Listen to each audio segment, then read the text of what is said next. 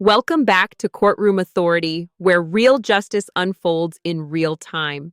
Today's case dives deep into the drama of homeowners associations versus residents, a battle that's as common as it is controversial. We're looking at a dispute between Candlelight Condominiums and one of its residents, Mr. Tibbetts. The HOA claims he owes over $1,200 in unpaid dues, yard maintenance fees, and penalties. But here's the twist.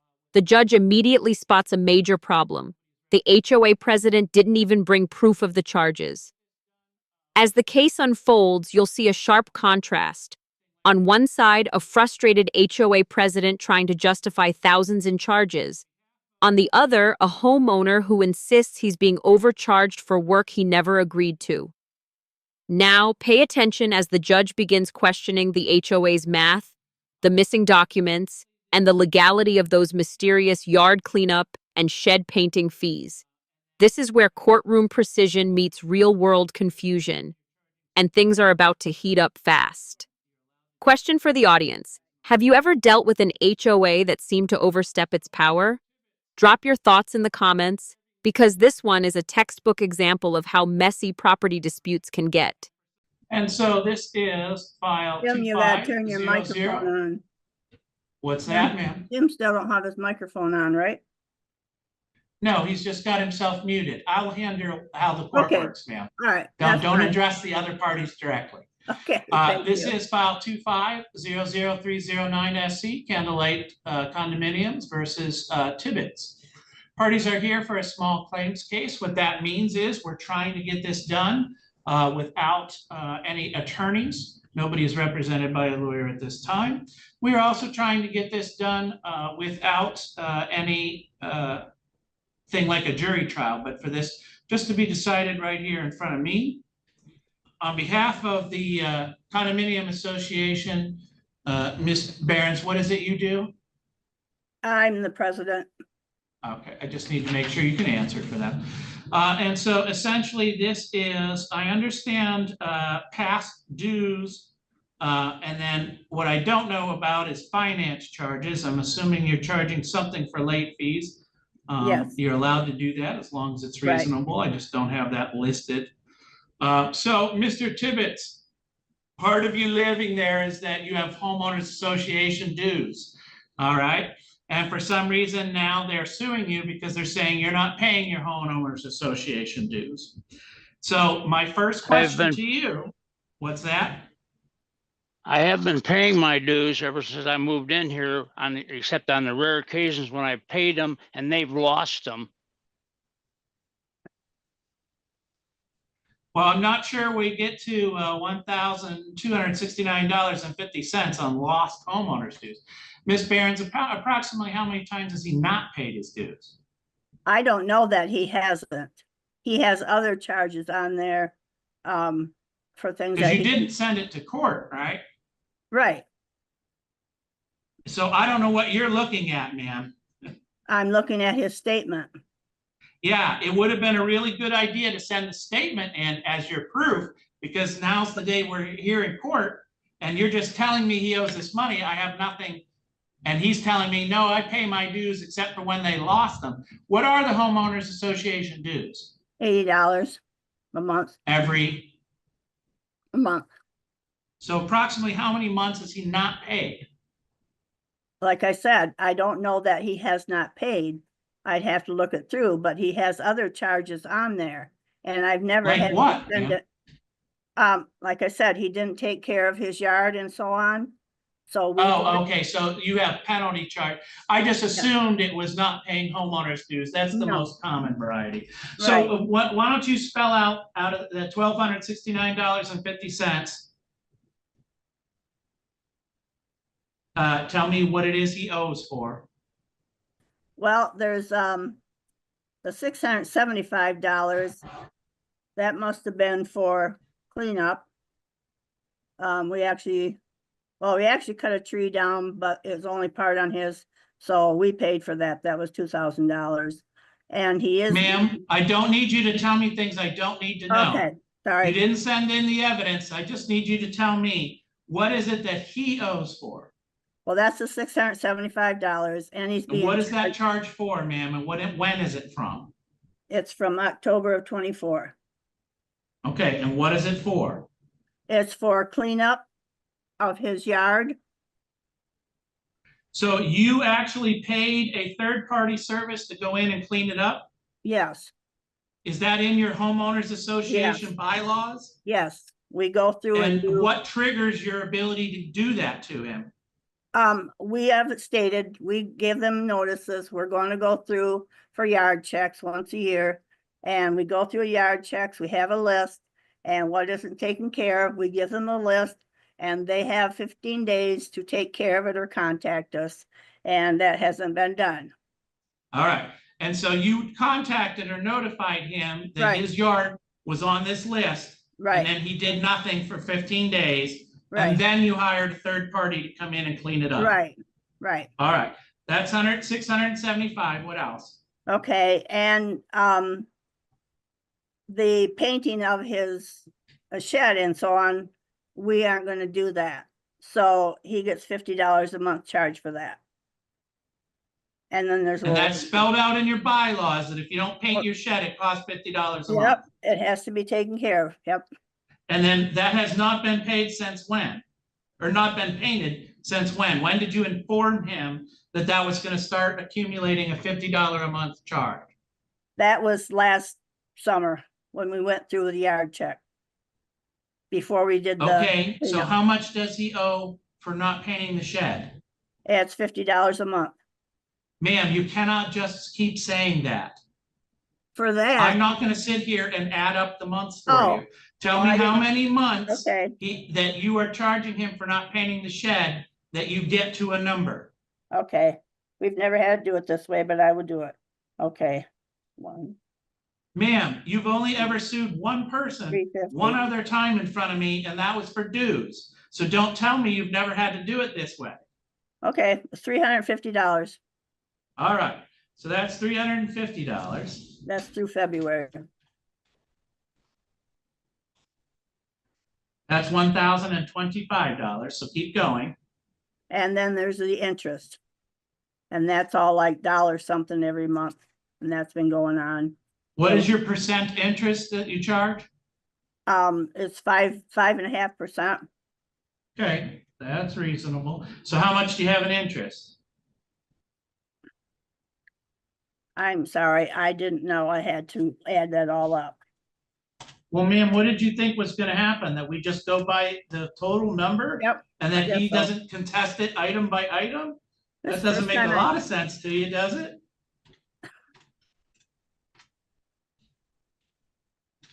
I don't have an answer for that. Yes, ma'am. Do you know why you don't have an answer to that? Because I wasn't told I had to do that.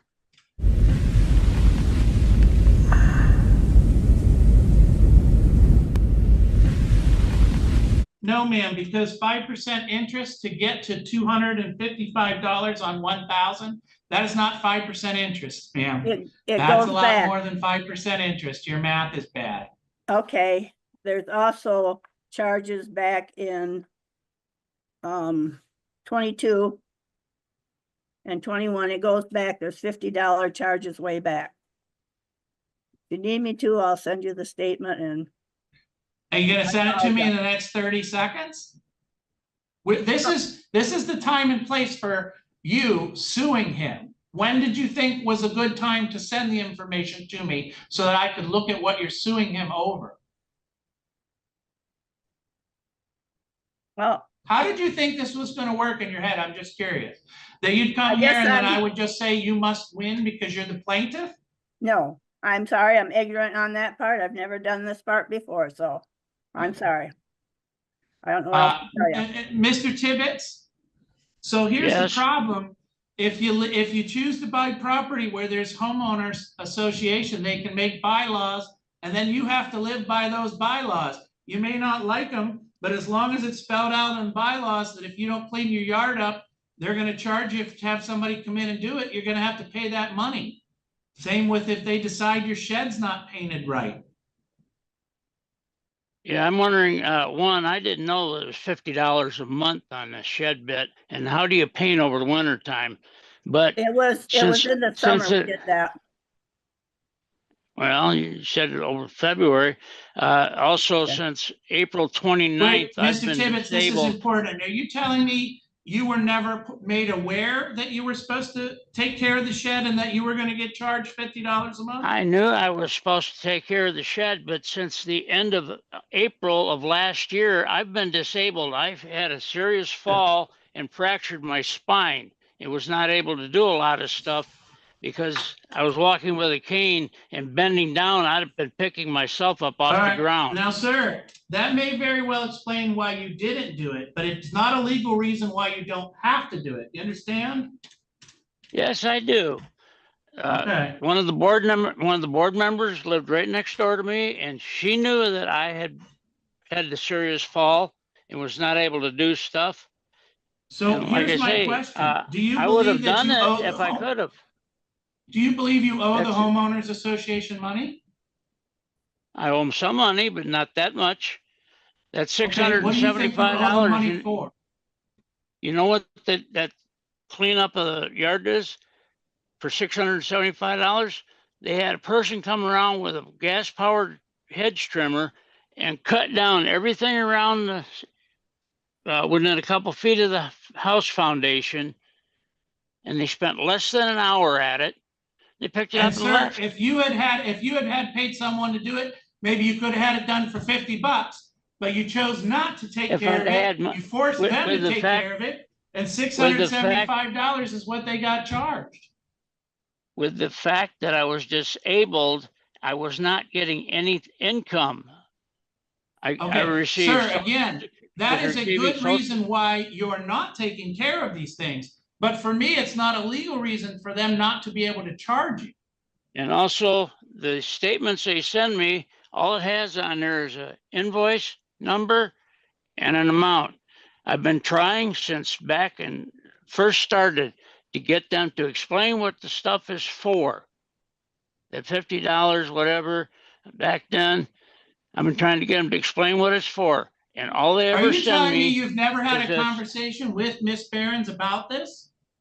No, I haven't. I've sent things through dropping notes that they have a drop box down at by the mailboxes. And put okay, were you ever there contacted by them to have them explain it?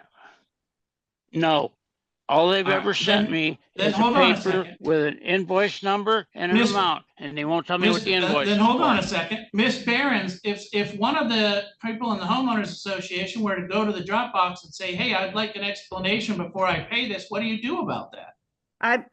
I would talk to them, but I've been going to the Dropbox, actually taking care of the treasurer's job too, since May, and there's been no note. But the invoices that are sent to him, I have a copy of the one from February 11. It's $50. It says fine for shed needing painting, and he still had weeds around the shed, growing on the shed. All right, so the invoices do have some sort of do. explanation on them. It does, Alright. it's on there. Every month. All right. Here's the thing, and like I said, there may be some old charges on there, but you're not quite articulating them.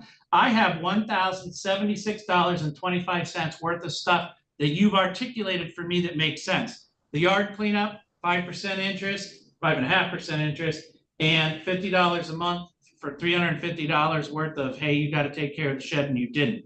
Would you like to add anything else to there? Because that's about $200 shy of what you asked for. Well, he's gonna be charged another $100 and some this month, but that's fine.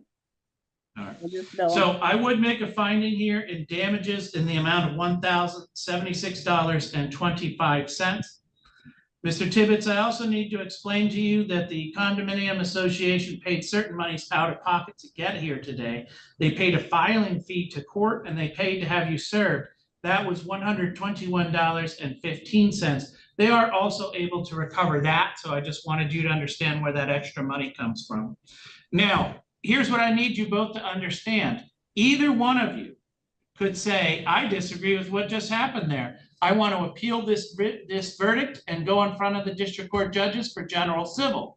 To do that, you must do two things. One is you must ask for that within 7 days of today's date. Your opportunity to contest this further ends after 7 days. And two, you must come in and do that in writing. You can't just ask for it over the phone. So I just ask you one at a time. Do you both understand your rights on appeal? Yes. Mr. Yes. Tibbetts? All right. Yes. So we're all set for what we need to do here today. I'm going to release parties. Ms. Behrens, I am going to talk to you just for a second because I'm assuming that the other message I got on the Candlelight Manor case, you're also involved with. Yes. I think it was the person you sued last time. Alman. The problem is the court does not do collections. So I know that you guys had some arrangement worked out and you're saying he's not doing it. And he said, they're not letting me do it. But just so you know, the court does not do collections. We would not involve ourselves in whether or not the judgment is satisfied. You have a judgment against them. You Right. can file paperwork to do things like seize tax returns or garnish paychecks. But you can't just write a letter to the court saying, hey, he's not paying, make him pay it. That's not a thing. Okay. I was told that by when I called the court, so that's fine. But there are other things you can file that have a little more teeth as far as like trying to get that money. But just to let you know, in general, the court doesn't go near collections. Once we make a ruling, a judgment, that means they owe you the money, but we do not enforce them paying you. Does that make sense? Okay. All right. All right. I'm going to go ahead and release you. Thank you. Now on this one, on Tibbetts, I can say I don't agree with it. I have to send something in. How do I do that? Because that's over $400. You'd have to come in and fill out the paperwork to appeal to the general civil. And you got to do that within 7 days. Okay. And then you would start all over again in front of the district court judges. All right. Thank you. And there it is.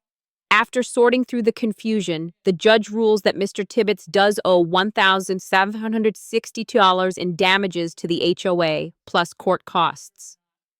But he also delivers an important reality check. The court doesn't handle collections.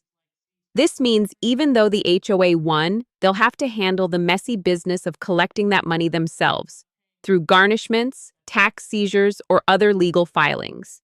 It's a subtle but powerful reminder that winning in court doesn't always mean you're getting paid. Mr. Tibbetts, on the other hand, has the right to appeal within 7 days. Though it's clear the judge believes the HOA's bylaws give them the upper hand here. Still, the takeaway is clear. If you live in an HOA, read the fine print. Those rules can and will be enforced. So what do you think? Was the judge fair in his decision, or did the HOA push things too far with excessive fees? Let us know your take below. If you enjoyed this breakdown, make sure to like, share, and subscribe to Courtroom Authority for more intense courtroom showdowns, sharp legal insights, and unbelievable real-life drama straight from the bench.